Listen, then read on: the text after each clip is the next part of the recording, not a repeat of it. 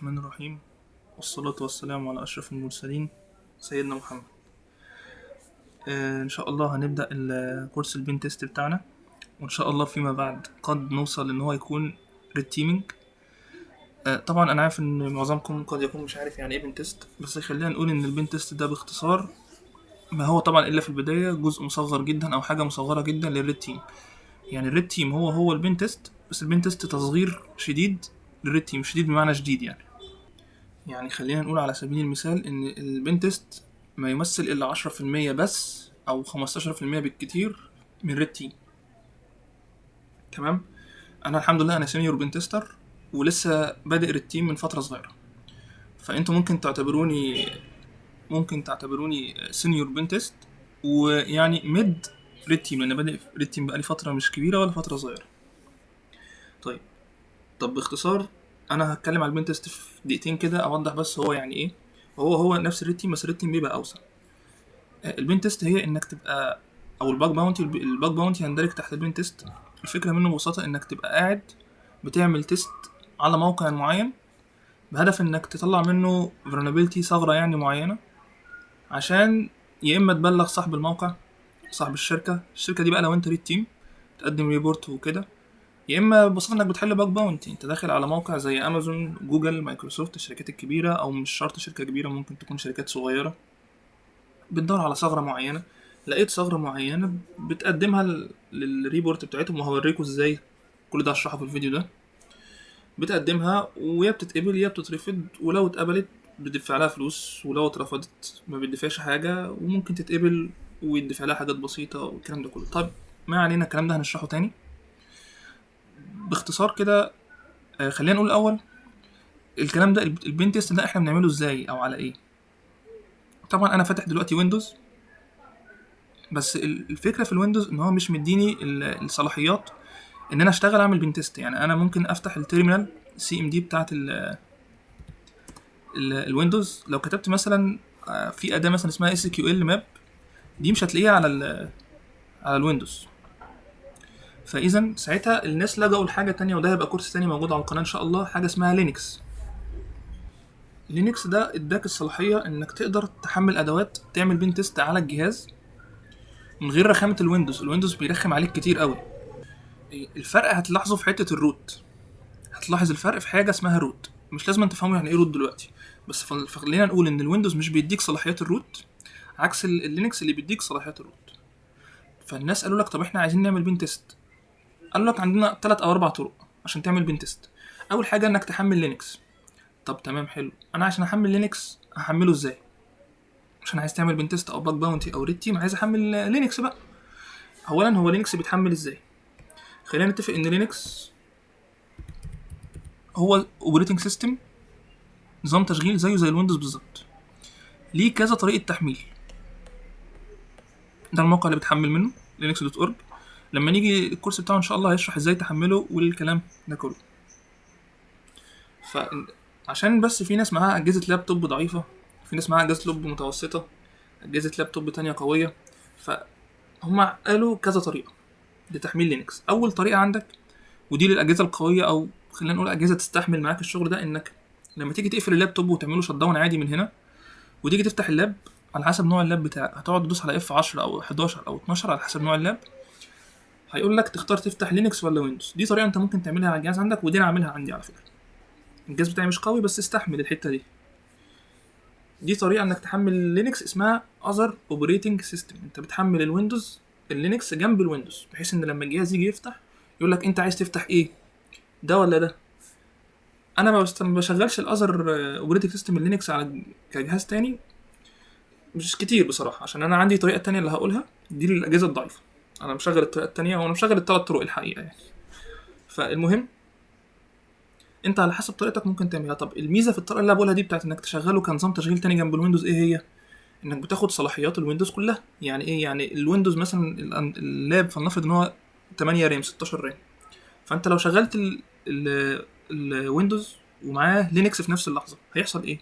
ال8 رام هتتقسم على حسب مين اللي بيستهلك اكتر، ودي حاجه مش حلوه. انت كده البين تيست بيحتاج رام قويه، مساحه كبيره، وسي بي يو عالي، فاهم؟ فدي حاجه رخمه. فهي دي ميزه الاو اس. بس قصاد كده انت اللاب بتاعك ممكن يكون اخد مساحه كتير، ان هو يتاخد مساحه منه كتير. مش هتحس بتقل ولا حاجه يعني، على حسب برضو نوع اللاب بتاعك يعني. الطريقه التانية عندنا، ودي الطريقه اللي معظم الناس بيستخدموها بس انا ما بحبهاش، انك بتنزل حاجه اسمها في ام وير، او مش عارف اساسا عملت كده ليه، بتنزل حاجه اسمها في ام وير او فيرتشوال بوكس. ان شاء الله في كورس لينكس هنشرحهم برضو. في ام وير او فيرتشوال بوكس باختصار، دول انت بتنزلهم وتنزل عليهم حاجه اسمها ايزو. ايزو دي بتبقى زي لينكس بس مصغره، بتنزل بطريقه مصغره، بتثبتها، بتظهر لك هنا في الفي ام وير لما تنزلها عندك. تنزلها من نفس الموقع اللي انا اتكلمت عنه من شويه بالمناسبه يعني. فبتظهر لك هنا لما بتفتحها، بتقعد تدوس اوبن بقى فيرتشوال ماشين، وبتدوس عليها اوبن من فوق هنا ماشي، وتدوس عليها اوبن من هنا، فتفتح لك في الشاشه دي كده لينكس، وبتبدا تسطبها. مشكله الحته دي ايه بقى؟ انك بتبقى فاتح لينكس في التطبيق ده الفي ام وير، تمام، وفي نفس الوقت فاتح ويندوز بره. فدي طريقه رخمه، محتاجه برضو جهاز قوي شويه. طب انت عمال تقول لنا يا باشمهندس طريقه رخمه طريقه رخمه طريقه رخمه يعني، ما تقول لنا على طريقه سهله يعني. انت عمال تقول لنا طريقه صعبه ومحتاجه اجهزه، ما تقول لنا على الطريقه السهله. طيب انا قلت لكم عندي الثلاث طرق، بس انا واقعيا بستخدم ايه؟ انا بستخدم دي. ايه دي؟ انت مش قلت لنا يا باشمهندس ان الويندوز قفل لنا ان احنا نستخدم؟ بس مين قال لك ان انا منزل ويندوز؟ شايفين دي؟ اسمه اوبنتو. يفتح بس عامه، هو عقبال ما يفتح انت بتروح عند اهو فتح. انت بتروح عند سي ام دي هنا وتكتب دبليو اس ال، بس لازم تفتحها بصلاحيات لازم تفتحها بصلاحيات بتروح عند باور شيل وتفتحها بصلاحيات الادمنستريتور، وتكتب دبليو اس ال انستول بالطريقه دي، وتدوس انتر. هيبدا، بس قال لي ايه؟ قال لي اوريدي اكزيست، لانها بالفعل محمله. هيحمل لك نسخه ايفنتو اهو. نسخه ايفنتو دي هي دي حرفيا انت كده كانك حملت كده لينكس، ودي الاجهزه الضعيفه بالمناسبه. كده انت قدرت تحمل لينكس عندك من غير ما تستهلك مساحه كبيره، من غير ما تستهلك رامات. هتقولي ما هو انت فاتح لينكس مع ويندوز في نفس الوقت. هقول لك بس انا فاتح لينكس كتيرمينال، مش فاتحه كاو اس. في فرق كبير قوي، فبالتالي انت بتستهلك حاجات بسيطه قوي من الويندوز بتاعك. وعلى فكره الطريقه دي معظم الناس بتشتغلها عشان هي سهله وما تكلفش حاجه ومش بطيئه خالص. طيب الحقيقه ان لينكس هنا هيديك الصلاحيه انك تقدر تحمل الحاجات اللي ما كنتش قادر تحملها على الويندوز. يعني انت عايز تحمل اداه زي اللي قلت اتكلمت عليها من شويه، اس كيو ال ماب، دي اداه تخترق في الداتابيز، بتبدا تهاك على الداتابيز عشان تطلع الداتابيز. تعال ناخد مثال مثلا. هي مش اداه بتستخدم في الهاك اللي انا بحملها دي، هي كده انا محملها بس يعني حاجه فور فن كده عشان اوريكم ازاي بتحمل الادوات. تمام، توت توت بقى وكده والشغل ده، ما علينا. ده مثال بس عن ازاي بتحمل الادوات هنا. طبعا في طرق تانية لتحميل الادوات، انك بتخش على جيت هاب. جيت هاب هو مستودع اللينكس. ممكن تكتب جيت هاب اس كيو ال ماب، هيفتح لك الاداه، تخش عليها. في كذا طريقه للتحميل، انت طبعا المفروض تقرا الديسكريبشن بتاعها. هي دي بتبدا تطلع جداول داتابيز لو الموقع فيه ثغرة داتابيز اصلا. هو ده بفكره مختصره اللينكس. كده زي ما قلت هيبقى في كورس عنها عشان تفهموها كويس جدا. هيبقى كورس، معرفش هيبقى كورس طويل ولا صغير، لسه ما اتفقناش يعني احنا كتيم على الحته دي. طيب كلام جميل يا باشمهندس، انت كلمتنا عن لينكس وايه الحته اللي بعمل فيها البين تيست. طب ما تكلمني بقى عن المواقع اللي انا بخش هاك عليها. يعني انا عايز اعرف ايه الفايده ان انا اخش اقعد هاك. انت ممكن عندك كذا طريقه برضو انك تخش، 3 طرق الحقيقه انك تخش تهاك على موقع. انت ما ينفعش تخش على اي موقع عشوائي يعني. تعالى نكتب اي حاجه، موقع اهو مثلا، نروح دايس عليه.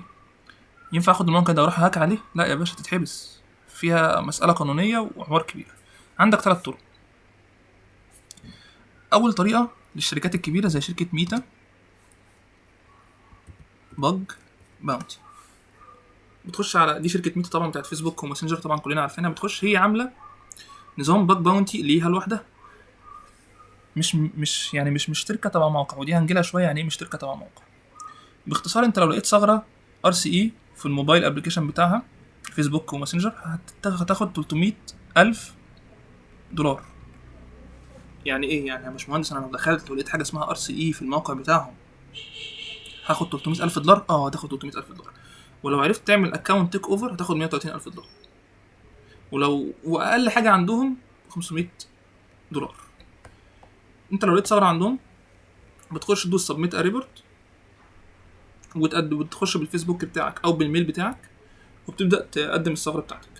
طبعا الناس اللي بتلاقي ثغرات على ميتا ومايكروسوفت، انا عايز اقول لكم ان في مايكروسوفت تاني، يعني مش ميتا بس، كل الشركات الكبيره ليها نظام باج باونتي، وجوجل كمان، وبيدفعوا مبالغ ضخمه فعلا يعني. احنا كنا بنتكلم على اول طريقه، زي نفس فكره ميتا، بتخش تدوس ريبورت وبتبدا تقدم، وبيقدموا لحد 250,000 دولار. معانا جوجل برضو،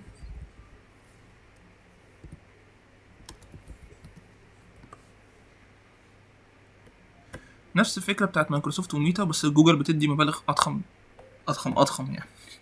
بس هم مش كاتبين هنا. تعال نشوف الريوردز بتاعتهم، مش كاتبين. بس عامة هم بيدوا مبالغ فعلا قد تصل لنص مليون عادي يعني. دي مبالغ ضخمه، مالناش احنا دعوه بالارقام دي، عشان انا ما اعتقدش ان حد بيجيله القلب ان هو يخش اصلا يبدا يهاك على حاجه من المواقع دي يعني. طب احنا كده خلصنا اول طريقه، انك تهاك على مواقع من المواقع المشهوره الكبيره. تاني طريقه، ودي الاشهر ودي 90% من الناس بتعملها، بس انا يعني احيانا بعملها واحيانا لا، وهقول لكم امتى بعملها وامتى لا. الطريقه التانية ان انت بتخش على موقع من المواقع المشهوره زي باك كراود او هاكر وان، وده اشهر موقع. بتعمل ايه على هاكر وان؟ هاكر وان ده موقع واحد صاحب فكره قال لك انا هعمل موقع واحط عليه شركات كبيره زي اوبو، باي بال، اكس دي اللي هي تويتر، والمواقع دي تخش تحط سياستها عندي ماشي، وتقول لك هكرني مقابل انك تاخد فلوس، نفس فكره ميتا وجوجل ومايكروسوفت اللي احنا بنتكلم عليهم. انا عايز اجيب لكم الشركات، مش فاكر كانت بتيجي منين عشان بقالي كتير قوي ما دخلتش، او تقريبا دايركتوري بالظبط. دي كل الشركات اللي متعاقده مع هاكر وان، فدول بيخشوا يحطوا سياستهم على هاكر وان، مقابل ان انا دلوقتي كواحد بعمل بين تيست بخش على هاكر وان، ابدا اختار اي شركه انا عايزها من دول. اخش شركه نيشن، طبعا كلنا عارفين شركه نيشن وهاجي لها كمان شويه على فكره. شركه نيشن اهي، هتكلم عنها كمان شويه في الميثودولوجي بتاعتي. شركه نوشن، مش نيشن، انا اسف.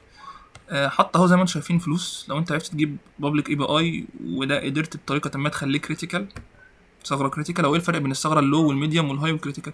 اللو تاثيرها ضعيف، الميديوم تاثيرها اعلى شويه، الهاي تاثيرها اعلى شويتين، الكريتيكال حاجه صعبه جدا يعني. بعد ما تلاقي ثغره بتقدم ريبورت برضو بنفس الطريقه على حسب الشركه اللي انت لقيت فيها الثغره. طب هاكر وان بقى بتستفاد ايه؟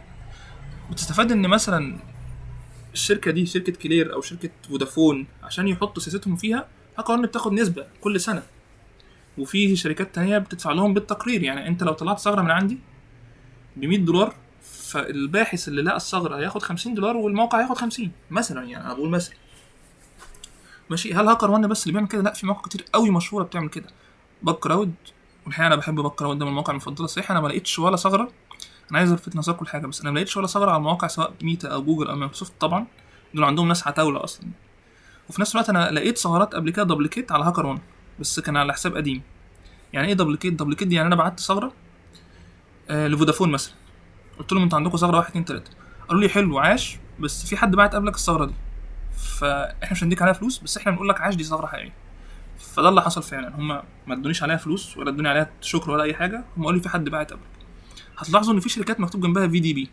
في دي بي يعني ايه؟ في دي بي دي ما بتقدمش فلوس، بتقدم نقط. المواقع دي بيبقى فيها نقط وكلام كده، زي هاكر وان وباك كلاود بيبقى فيها نقط وكده. النقط دي بتعلي تقييمك، بتفرق يعني. زي ما قلت عندنا هاكر وان وباك كلاود، انا بحب باك كلاود بصراحه. واسمي هاك انا لسه عامل فيه حساب جديد يعني، ما عملتش هانت عليه غير مره تقريبا، وخدت اوت اوف سكوب يعني. وفي انتجريتي، في مواقع تانية غير دي كتير يعني. احنا لو فتحنا هنا وكتبنا ايه كان في مواقع مشهوره معايا بس انا مش فاكر كنت شايلها فين. فيمس باج باونتيز بلاتفورم، مؤاخذة انا بكتبش كتير بس على اللاب. بتلاقي في مواقع عامله تصنيف، بتلاقي اشهر المواقع اللي عليها نظام باج باونتي هاكر وان زي ما كنت جايبه لكم من شويه، باك كراود، دول اشهر موقعين فعلا. في حاجه اسمها سايناكا، معرفش ايه، معرفوش، ما دخلتوش قبل كده. في انتجريتي اهو، ده انتجريتي اكتيفيتي انا شغال عليه بقاله فتره، بس هو مستفز بصراحه. الناس اللي عليه اللي بيردوا عليك لما تلاقي ثغره مستفزين يعني. في ياسوي هاك اهو، برضه انا عندي حساب لسه زي ما قلت، عامل حساب جديد عليه. في هاكن بروف انا عارفه بس ما جربتش قبل كده. في اوبن باج باونتي، في حوالي فوق ال 100 موقع. شوف انت عايز ايه يعني على مستوى العالم، بتخش تبدا تهاك عليه. طب انت كده يا باشمهندس قلت لنا الطريقتين، ايه الطريقه الثالثه؟ الطريقه الثالثه باختصار هي مش معظم الناس بتستخدمها، العكس قد تكون 20% او 10% من الناس بيستخدموها، ودي الطرق اللي انا جبت منها ثغرات. انت لو عايز تجيب ثغره ابدا بالطرق دي، نصيحه مني يعني. ما حدش نصحني النصيحه دي على فكره. خلي بالكم انا الكلام اللي بقول لكم ده، انا عايز اقول لكم ان انا بقالي سنتين ونص، انا لسه في الكليه في اخر سنه، فانا بقالي سنتين ونص بدرس في البين تيست، عشان انا ما كانش عندي مصادر، ما كانش في كورسات، ما كانش في اي حد يقول لي اعمل ايه. فانتوا دلوقتي لاقيين حد اللي يقول لكم اعملوا ايه. السايبر سكيورتي دلوقتي يبقى موجود عند سنتين ثلاثه، فانتوا اللي بقول لكم ده والله ما حد قاله لي يعني. فعلا انا الكلام ده اكتشفته بنفسي، وخدت وقت طويل قوي عشان اكتشفه، محدش نصحني. فانتوا الكلام اللي بقول لكم ده ركزوا فيه قوي، حتى لو هو نظري دلوقتي بس هيفرق معاكم. احنا كده قدام هنخش في العملي وهنخش في الثغرات اللي بجد يعني، وهتحبوا يعني الموضوع معانا جدا يعني. هو عامه الموضوع ممتع جدا لو انت عارف يعني ايه سايبر سيكيورتي وبين تيست، فانت الموضوع هيعجبك. طبعا عارفين السايبر سيكيورتي منقسم لاقسام، انتوا اكيد خدتوها في البيزكس اللي احنا شرحناها في الاول يعني، اللي اتشرحت في الاول. طب الطريقه الثالثه ايه يا باشمهندس اللي انت جبت ثغرات من عليها يا باشمهندس؟ عرفنا بقى يا باشمهندس. طيب انت بتيجي كده على جوجل وبتكتب حاجه حلوه، او بتكتب ريس بون سيبل ديسكلور بج باونتي. تعال نحط مبلغ مثلا، خليها بروجرام، نحط مبلغ يعني نحط ايه مثلا $500، ولا خليها 5000 دولار. تمام. هيفتح لك شركات زي ما انتم شايفين، دي شركات كتير قوي قوي. شايفين انا في شركات دخلت عليها قبل كده، حتى مايكروسوفت كان الشيطان وزني في مره ودخلت عليها، طبعا يا دوب يعني عرفت اسمهم ايه بالعافيه. دي شركات قال لك لا احنا لا هنحط شركتنا جوه هاكر وان والمواقع اللي بتحط شركات، ولا هنخليها شركه كبيره. هتقول لي يا باشمهندس طب دي تعتبر زي الشركات اللي الكبيره اللي زي جوجل ومايكروسوفت؟ هقول لك بس دي ليهم سياسه مختلفه شويه. دول قد تلاقي فيهم شركات بتدي فلوس، وقد تلاقي شركات مش بتدي فلوس، فدي مختلفه. عشان كده انا حطيتها في حته لوحدها. ده انت بتخش على الموقع بتبدا تقرا السياسه بتاعتهم، لازما تقرا السياسه بتاعتهم، تعرف ايه اللي معاك في السكوب وايه هو الاوت اوف سكوب. ما تحاولش تعمل الحاجات اللي هم بيقولوا لك ما تعملهاش، هتتاذي. نصيحه مني، اقرا دايما السكوب، اعرف ايه اللي معاك جوه وايه اللي مش معاك جوه. بعد ما تلاقي الثغره بتاعتهم دوس ريبورت، وبتقدم الثغره بتاعتك عادي. شركه تانية اهي، دي شركه مش حاطه فلوس بس قد يدولك فلوس، مش هتلاقي كلهم بيتكلموا عن فلوس. اهو بص الشركه دي بتقول لك احنا الثغره اللي هو عندنا 150 والكريتيكال ب $5000. ممكن تلاقوا شركه هنديه حاطه بالعمله بتاعتهم اسمها الروبي او الروبو حاجه كده، مش عارف عمله الهند اسمها ايه. ممكن تلاقوا شركه حاطه باليورو، شركه تانية اهي، ده موقع واقع يعني اصلا. طيب هما قافلين الموقع بتاعهم دلوقتي، قال لك احنا قافلين. ما علينا يعني، انتوا فاهمين الفكره. دي مواقع، دي الطريقه اللي انا بحب هاك عليها يعني، دي الطريقه اللي انا بحب اجيب منها، عشان بجيب منها ثغرات يعني. قعدت سنتين ونص زي ما بقول لكم بحل، بقالي سنه ونص بحل ثغرات، سنتين ونص بدرس بين تيست، سنه ونص بحل ثغرات وباك باونتي. تمام. جبت في السنتين ونص 3 ثغرات، الثلاثه دول جايبهم اخر سنه بس، او اخر 6 شهور كمان على فكره، جايبها بالطريقه اللي بقول لكم عليها دي. فعشان كده انا بفضل الطريقه دي، خصوصا لو انت لسه مبتدئ. انا الفتره الاخيره بدات ادخل على هاكر وان لما جبت ال3 ثغرات اللي جبتهم. طب يا باشمهندس ما تقول لنا كده ايه ال3 ثغرات اللي انت جبتهم، وانا نفسي اوريها لكم، بس انا مش عايز ابين اسم الموقع، انا هداريه. هنحاول ان شاء الله نداريه عشان انا مش عايز ابين اسم الموقع. تمام. ولو ما دريتهوش في الفيديو فده يبقى حظكم يعني، عشان انا لسه ما اعرفش ازاي اعمل مونتاج يعني. ما علينا. دي ثغره كنت جبتها من على الموقع ده، هم مش كاتبين ايه هي نوع الثغره، بس كاتبين اسمي اهو، مصطفى ابراهيم. مش عارف انا عرفت نفسي في اول فيديو، لا تقريبا ما عرفتش. عموما انا مصطفى ابراهيم، ماشي. سينيور بين تيست وميد ريد تيم، ان شاء الله قد اكون ريد تيم كمان سنه او اقل، ادعوا لي يعني. جبت ثغره واحده عندهم بس قبل كده. الثغره دي كانت ايه؟ كانت انفورميشن ديسكلور. يعني ايه انفورميشن ديسكلور؟ يعني تسريب معلومات، تسريب داتا. انا قدرت اوصل لداتا متسربه. طب وصلت لها ازاي؟ بتولز بقى، وعملت اوسنت وريكون عليهم وحاجات يعني هنجيلها ان شاء الله قدام. باختصار الثغره دي عباره عن ايه؟ دي الثغره لما الابلكيشن او الموقع بتاعي بيكشف داتا من الموقع، داتا حساسه، داتا خطيره، ما ينفعش تتكشف بس هو مش قصده. مثال مثلا انا جيت اعمل ساين ان في جوجل، فجوجل كتبت باسورد غلط، فجوجل راح قال لي غلط، الباسورد ده غلط، الباسورد الصحيح هو 1 2 3 4. انا دخلت الباسورد 1 2 3، هو قال لي لا استنى، الباسورد ده غلط، الباسورد الصحيح هو 1 2 3 4. ايه ده؟ هو قال لي باسورد، المفروض ما يقولش. فدي اسمها انفورميشن ديسكلوجر، ده كده تسريب داتا من غير قصد، هو مش قصده. او ممكن يسرب لوجز او ايميلات. لو انا جيت اكتب ايميل مثلا مصطفى دوت جيميل دوت كوم، مصطفى دوت 1 2، قال لي لا استنى الايميل ده غلط، عرض لي رساله قال لي الايميل ده غلط، الايميل الصحيح هو مصطفى دوت 1 2 3 4. دي اسمها انفورميشن ديسكلوجر.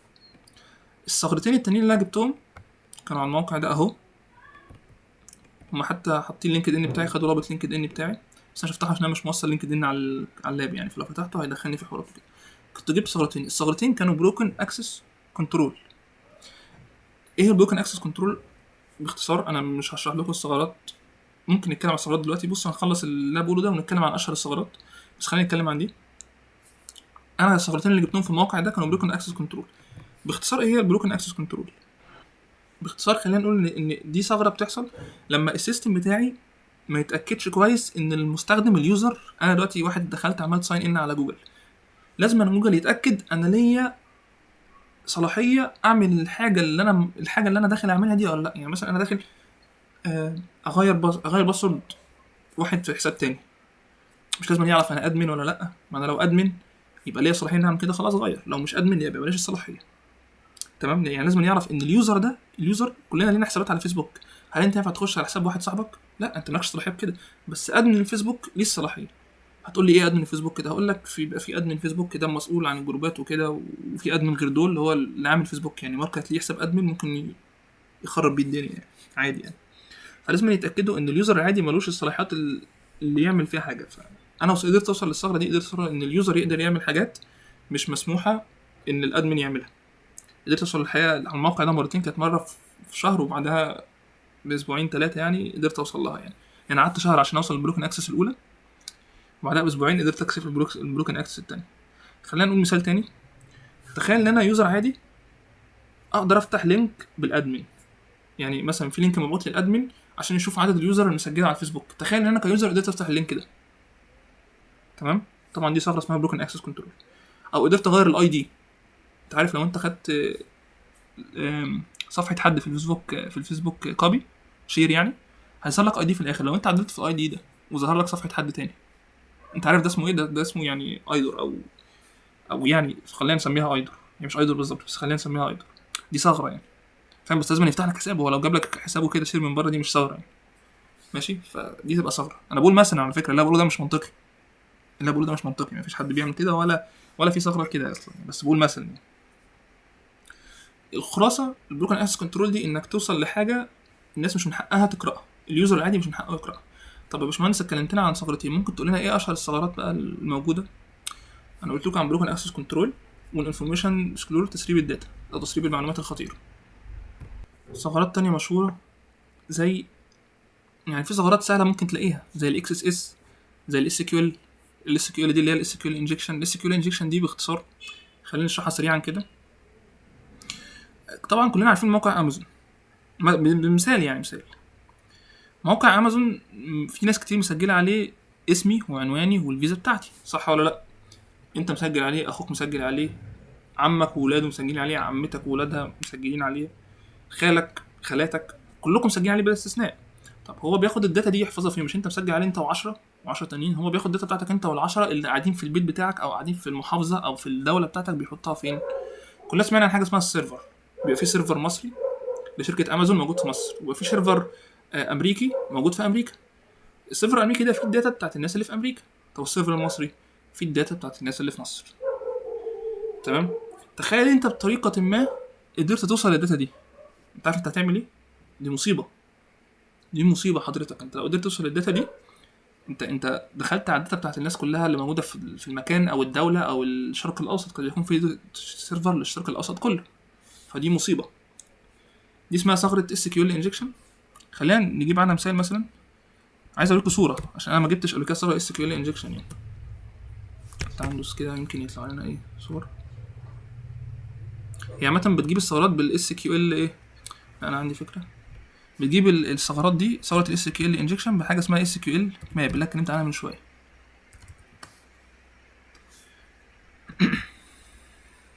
بتنزل الاداه عندك وبتبدا تستخدمها، وبتبدا هي تطلع لك جداول الداتابيز. ممكن تطلع لك يوزرز وباسورد. خلينا نشوف دي مثلا. هنا طلعت لك اسامي اسم الداتابيز، اسم الداتابيز، المكتبه اللي انت عاملها في الداتابيز اسمها ماي سيكوال. طلعت لك الفيرجن بتاعها 5.0. دي حاجات خطيره على فكره، لو انت قدرت تعمل كده يعني تبقى حاجه خطيره. تمام. دي اشهر ثغره موجوده حرفيا، بس ما بتتلاقاش دلوقتي عشان هي ببساطه خطيره جدا، وبقى في حمايه ضدها دلوقتي من كل حاجه. فالثغره دي انت لو لقيتها، انت معاك ثغره كريتيكال مش اقل من $5000 لو الموقع محترم يعني. تاني اشهر ثغره بتتلاقى هي الاكس اس اس. انا عايز اجيب لكم مثال عشان انا مفيش في موقع في دماغي بيبقى فيه اكس اس اس اهو. تعال نشوف دي مثلا. انت بتقدر تاخد اللينك مثلا، انا ممكن اخد اللينك ده واعدل عليه بطريقه ما، اكتب فيه حاجه هنا في اللينك، اخليه يعرض لي اسمي كده. بتعدل حاجه هنا في اللينك بتخليه يظهر لك زي شاشه صغيره فوق كده، هلو ماي نيم از كارلوس او هلو ماي نيم از مصطفى، ايا كان يعني. الثغره دي مش خطيره بس دي مشهوره يعني. ممكن من خلالها تقدر تسحب الكوكيز دي بتبقى صلاحياتها اشرحها تاني ان شاء الله. انا مش عايز اتكلم عن ثغرات دلوقتي لان انا هعمل فيديو تاني هتكلم عن اشهر الثغرات تاني، وهتكلم عن اس كيو ال، وهشرح لكم بطريقه تانية يعني. انا عايز اقول لكم على حاجه. انا دلوقتي لما اخش على موقع من المواقع دي، او اخش مثلا اجيب موقع خارجي زي ما كنت بجيب من شويه، بعمل ايه؟ بخش على الموشن اللي انا اتكلمت عنه من شويه، في الميثودولوجي بتاع تريد نيكسوس بتاع باشمهندس حسين شادي، ده اللي انا متعلم منه بالمناسبه يعني. بخش بقعد اطبق بقى الميثودولوجي عليه. يعني ايه ميثودولوجي؟ دي طريقه اسمها طريقه ايه، عارفين البين تيست؟ انا عايز اعمل بين تيست على موقع، فانا ببدا امشي على الميثودولوجي بتاعته دي كلها، كبيره قوي الحقيقه، ميثودولوجي كبيره فعلا يعني ضخمه. بمشي عليها، بعمل الاول سب دومين انوميريشن، بخش على مواقع، وبعد كده بالاماس والدي ان اس سكان، بعمل دي ان اس سكان وبسب فايندر واسيت فايندر، وبعد كده بعمل دي ان اس ريبدنج. ممكن بعد كده نعمل سب دومين توك اوفر. بقعد ماشي على البتاعه دي خطوه خطوه، بس باخد بالي طبعا لو الخطوه دي مثلا الموقع مانعني ان اعملها ما بعملهاش. دي اسمها اتش تي بي اكس، دي بقى اشوف المواقع اللايف. الكلام ده كله هنشرحه تاني قدام ان شاء الله. ممكن نعمل فيديو تاني قدام هقول لكم بقى. انا لو عايز ابدا عملي يعني بسيط، بس عملي مش عملي 100%، عملي بسيط، هنبدا ناخد بروجرام زي ده، نبدا نقرا التفاصيل بتاعته، اوريكم ازاي بتعمله، بتبدا تشوف السكوب بتاعه، اللي جوه واللي بره، تبدا تشوف الفلوس، دي حاجه بتهمنا كلنا طبعا يعني.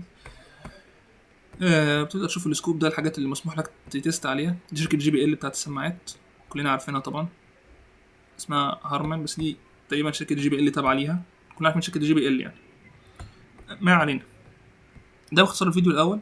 هو بيقول لك لو لقيت اس كيو ال بلغ، لقيت ار سي اي بلغ، لقيت ايدور بلغ، لقيت سي ار اس، سي اس ار اف، ال اف اي، ار اف اي، دي كلها ثغرات هنتكلم عنها كده كده في الكورس بتاعنا ان شاء الله. ده باختصار الفيديو الاول. ان شاء الله في الفيديو التاني احنا هنتكلم عن، هنخش ناخد تارجت، هيبقى فيديو قصير، هوريكم ازاي انا هبدا اعمل تيست عليه، هيبقى عملي بسيط. وهنتكلم تاني عن اشهر الثغرات اللي ممكن تطلعها، ولو طلعت حاجه في ايدينا هنبلغها يعني. هنجرب عملي معاكم، ولو في حاجه طلعت هنبلغها. وبس كده. اتمنى تكونوا فهمتوا. لو في اي حد عايز اي سؤال يقدر يكتب في الديسكريبشن او في التعليقات تحت، وانا هجاوبه ان شاء الله. لو عايزين لينكات المواقع دي برضه، او لينكات التحميل والكلام ده كله اللي انا اتكلمت عنها في البدايه، اكتبوا لي وانا هبعتها ان شاء الله. وبس كده. السلام عليكم ورحمه الله.